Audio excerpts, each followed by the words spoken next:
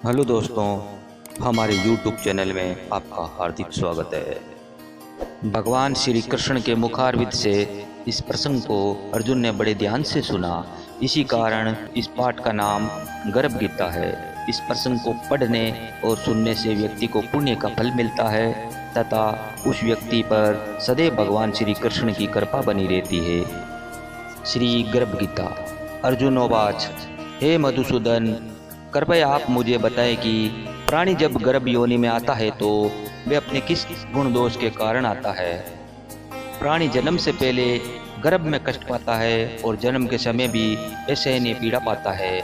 इसके बाद भी वे रोग पीड़ा के कारण दुख पाता है। उसे बुढ़ापे में अनेक रोग घेर लेते हैं और उसकी मृत्यु हो जाती है।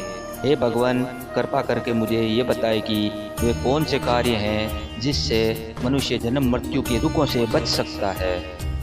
भगवान कहते हैं, हे धनुर्धारी, जन्म मृत्यु का बंधन तो उन प्राणियों की नियति है जो संसार में क्रियान्वित रहते हैं। जो प्राणी संसार में नष्ट होने वाले पदार्थों से प्रेम करते हैं, वे संसार की नश्वर वस्तुओं की इच्छा रखते हैं। मनुष्य संसार की दौलत पाने की तो कामना करता है, परंतु भगवान की भक्ति से विमुख रहता है। इसलिए वे बार बार अनेक योनियों में पैदा होकर जीवन मरण और गर्भ के दुख भोगता है।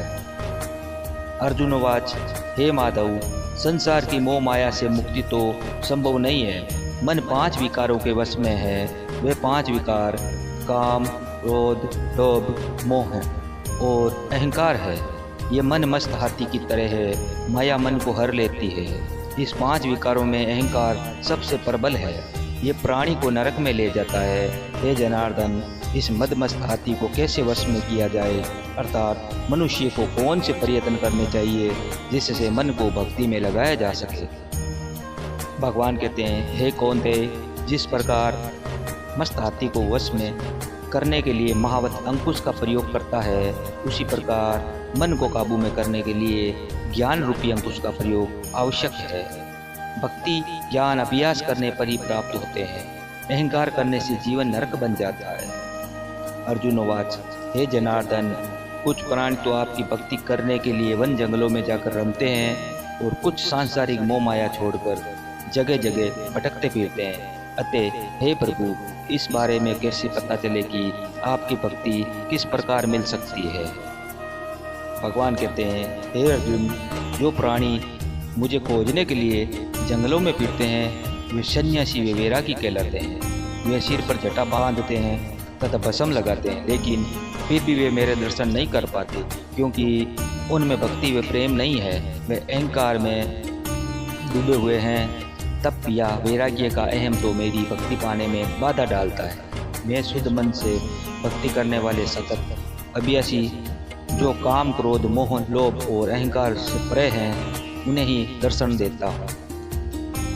अर्जुनोवाच, हे मधुसूदन, मनुष्य इन 5 विकारों से ग्रस्त होकर अपने इस सांसारिक जीवन को नष्ट कर लेता है।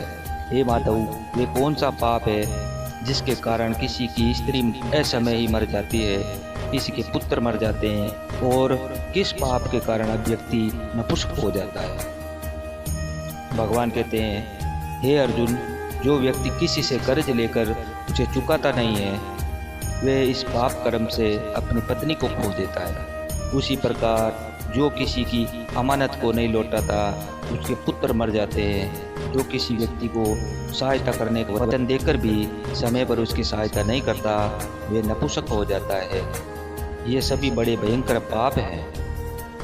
अर्जुनवाच, हे कृपा निधान, मनुष्य किस पाप के कारण हमेशा रोगी रहता है और किस पाप के कारण बोझ ढोने वाले गधे का जन्म पाता है। स्त्री तथा गधे का जन्म प्राणी को किस पाप कर्म करने से मिलता है। मनुष्य किस कुकर्म के फलस्वरूप जघन्य पशु बनता है। भगवान कहते हैं, हे अर्जुन, जो मनुष्य अपनी कन्या को बेच देता है वह हमेशा रोगी रहता है। जो अभक्ष्य भोजन करता है और विषय विकार के लिए मदिरा पान करता है, वह गधे का जन्म पाता है। जो झूठी गवाही देने वाला होता है वह स्त्री का जन्म पाता है। जो भोजन बनाकर पहले स्वयं खा लेते हैं, बाद में भगवान को दान करते हैं, वे बिल्ली शुक्र की योनि को प्राप्त करते हैं।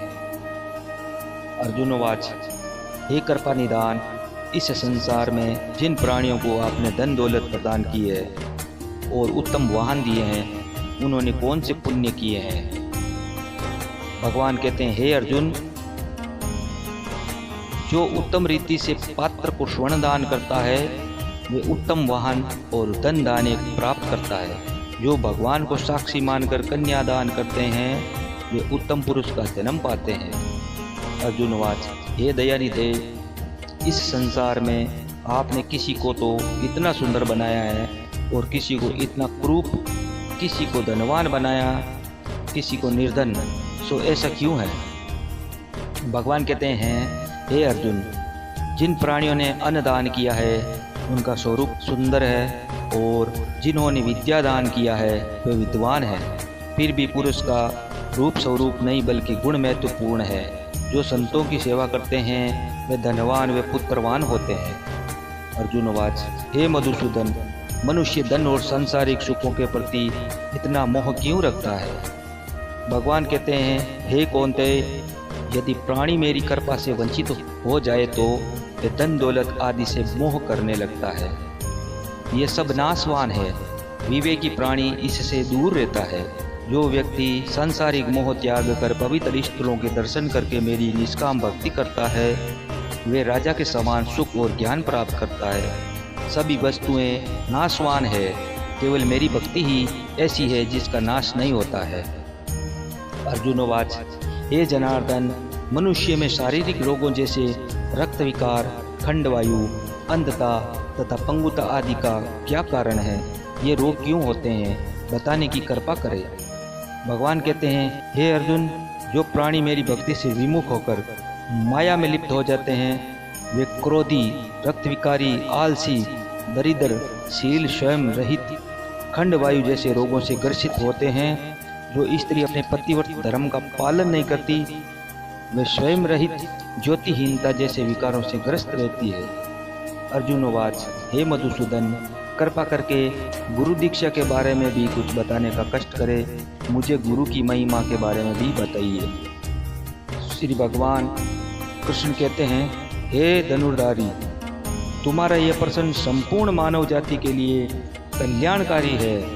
तुम धन्य हो और धन्य है तुम्हारी जननी। हे पार्थ, ब्रह्मचारी और स्वयं पुरुष जो ईश्वर भक्ति और परोपकार में लगा हो उसे ही गुरु बनाना चाहिए। अपने गुरु की देखरेख में ही मेरी भक्ति पूजा करे। गुरु की कृपा से विमुख प्राणी सप्तग्राम मारने का पाप भोगता है। ऐसे प्राणी का मुख देखना भी पाप होता है।